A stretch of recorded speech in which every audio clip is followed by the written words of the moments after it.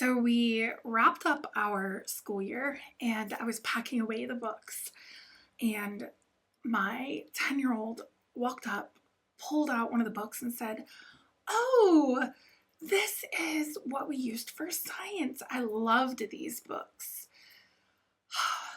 It's like every mom's dream situation with curriculum they're choosing in homeschooling. And today I'm going to spend a few minutes talking to you about what worked and what didn't work this year in our homeschool as we used the Alveary for the first year. So stay tuned. Just do your thing. Wake up, today's gonna be a good day. Wake up, today's gonna be a good day. Wake up. Hi, welcome back to Kindle Togetherness. I'm Sarah Ruth, and I'm here today to talk to you about our experience this year with the Alveary, kind of wrapping up our school year. We're all done. I want to give you some feedback about some of our favorites, what we didn't love, and what we're changing next year. Before I get started, I've been telling you about the tea or drink that I'm drinking.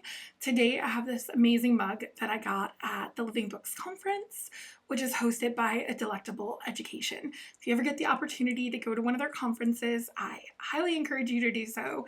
Grab one of their mugs if they have these artisan mugs. But in my mug, I am drinking Turkish tea. It's an organic loose leaf tea. I actually need to take my steeper out. I put a splash of cream in it and a very, very little bit of sugar, and I drink it up. It is so tasty. It is caffeinated, but I will put a link to it in the description so you can, that was noisy, so you can check it out. If you haven't noticed, I am not super scripted. I don't do a ton of editing on these videos. I like to pretend that we are hanging out, having a cup of tea together, and what you see is what you get. I'm not wearing any makeup. This is what I'm wearing all day today. This is how my hair is did. So when I'm out and about in town, or when I'm sitting in front of this camera, I look the same and talk the same and drink the same things. So if you're here for that, then that's the kind of content you're going to get here on our channel. But let's get to it. I was telling you a story at the beginning about how my 10-year-old noticed a book that got a big reaction out of him. And it was this book, Hidden Worlds, Looking Through a Scientist's Microscope. He immediately mentioned the scientist's name that they had followed along with in this book.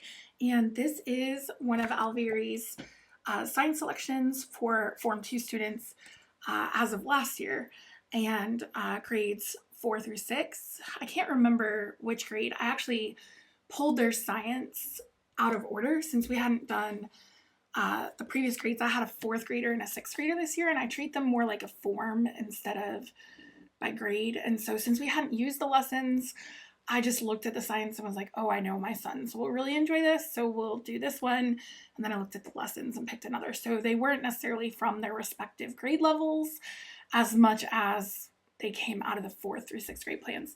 But this series is a series that Alveary included in the plans this year. There are several of them that were used.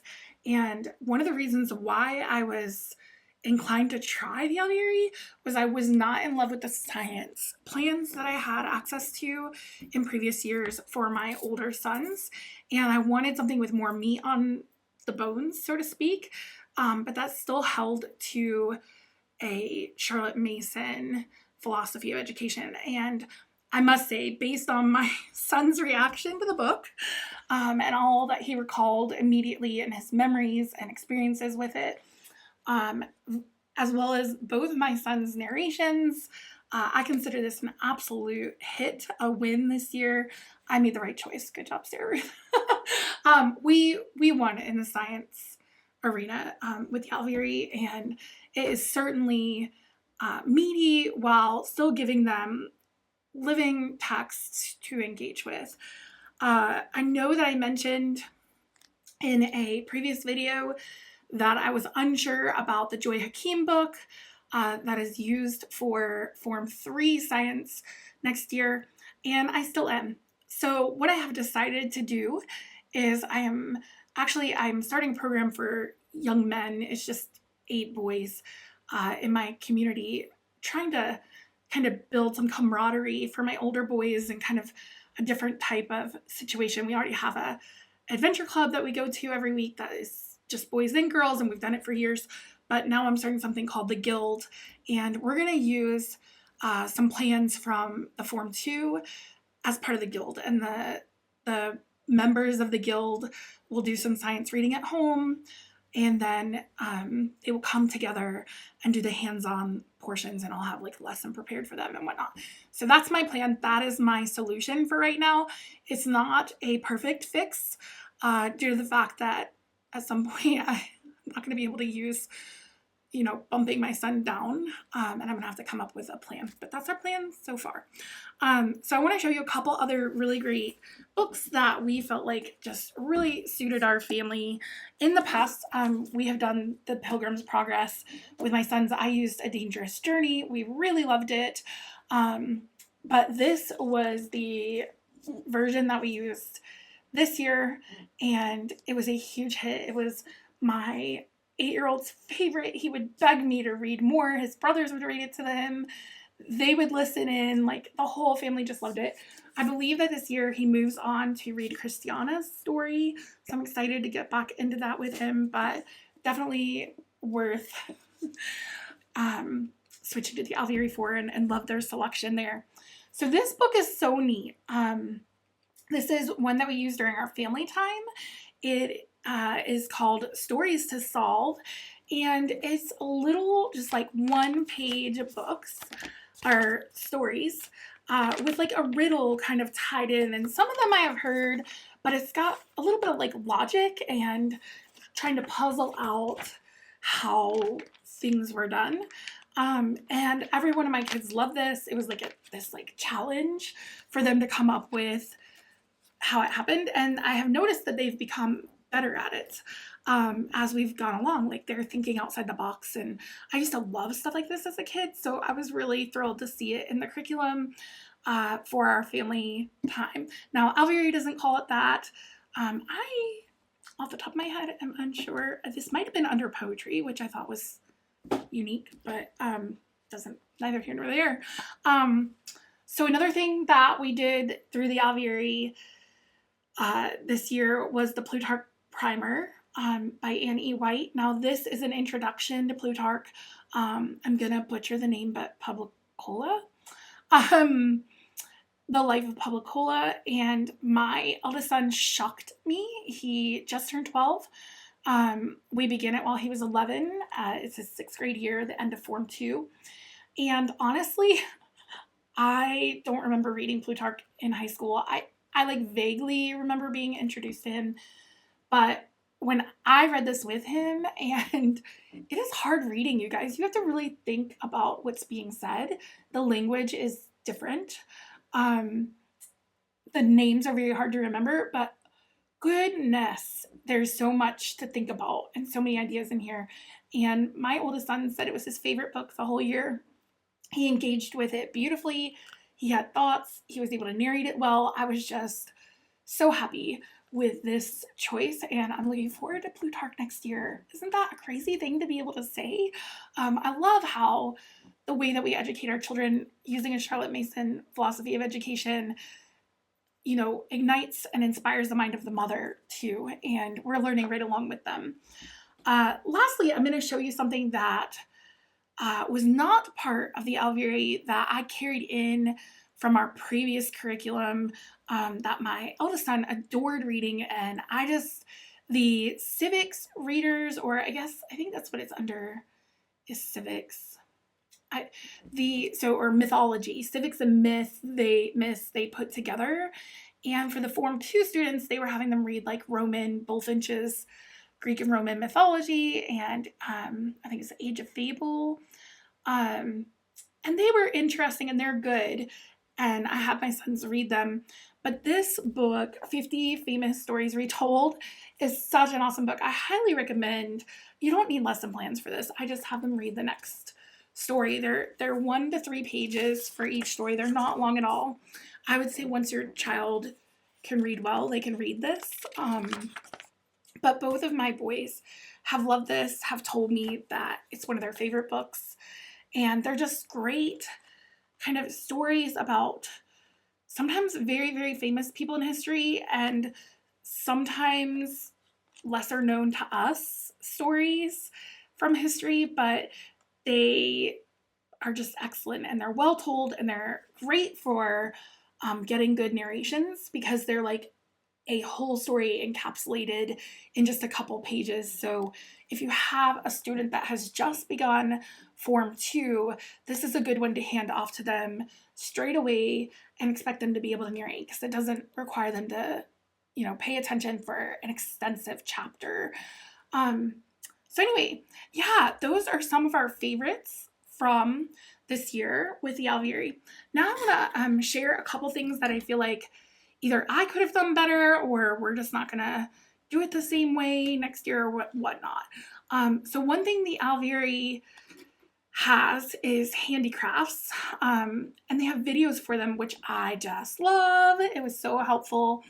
But I noticed that for us, I think I'm just going to choose like one handicraft that my kids focus on the whole year instead of 3 separate ones, like one per term. I love that one per term's available, and if I find my kids really flourishing and we have the time to do it based on their pacing, then we'll add back in and do more. But I think for us, just choosing one per year and cost-wise, the supplies for 3 gets pretty hefty. So I think I want to just invest in one and see how we do with that next year. So that's one area that I'm going to make an adjustment. I am still on the fence about how we like their recitation. So we came over from a Gentle Feast, and even prior to me using a Gentle Feast, I had always had my children memorize scripture with the purpose of that being memorization, and then recite poetry. I actually started like poetry recitation around age 4 or 5, just with them repeating after me.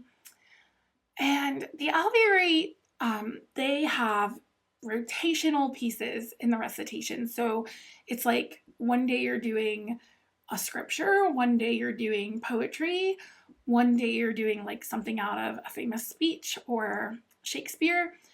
And it's lovely. Like the selections are great, I feel like, but I really want my children memorizing the passages of scripture, and that's not the focus of recitation. Like a lot of times your kids will memorize from doing recitation, but I like when there's a focal point on one poem or speech for a period of time, usually like 4 weeks, and then we switch to something new. And as they master it, as they get really good at it, and then switch to something new, and then switch to something new. So I may go back to that. I might rework the recitation to meet more our style and what I think is best for our family. And I'm sharing this. These are not necessarily misses. I know it's kind of popular for people to be like hits or misses or like what we did wrong. I don't feel like Alveary did anything wrong. Like the way that they've set it up is beautiful, and I think it works for a lot of families. It just doesn't meet my learning goals for my kids, and that's the beauty of all of this, right?